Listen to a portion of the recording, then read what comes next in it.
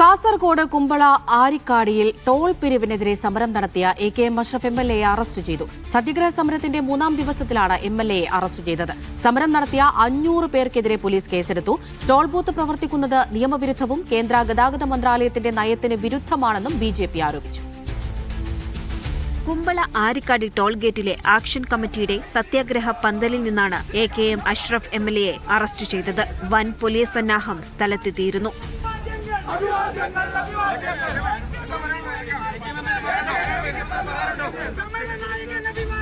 Toll ബൂത്തിൽ user ഫീ ഈടാക്കാൻ തുടങ്ങിയതിനു പിന്നാലെയാണ് മഞ്ചേശ്വരം എം.എൽ.എ എ.കെ.എം. അഷ്റഫിന്റെ നേതൃത്വത്തിൽ ആക്ഷൻ കമ്മിറ്റി അനിശ്ചിതകാല സത്യാഗ്രഹ സമരം തുടങ്ങിയത്. ഇന്നലെ ജില്ലാ കളക്ടർ ചർച്ച നടത്തിയെങ്കിലും അതിൽ തീരുമാനമായില്ല. ടോൾ പിരിവ് നിർത്തിവെക്കണമെന്ന ആവശ്യം NHAI അധികൃതർ തള്ളിയതോടെയാണ് ചർച്ച അലസിപ്പിരിഞ്ഞത്. ഇതിന് പിന്നാലെ സമരം ശക്തമായി. രാത്രി സമരപന്തലിലേക്ക് 100 കണക്കിന് പേരാണ് എത്തിയത്. ഇതോടെ സമരം പ്രക്ഷുബ്ധമായി. 500 പേർക്കെതിരെ കേസെടുത്തു.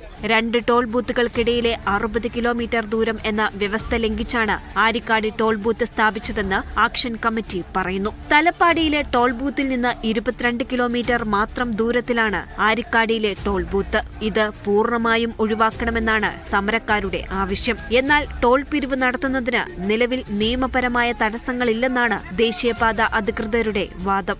മീഡിയ 1 കാസർഗോഡ്.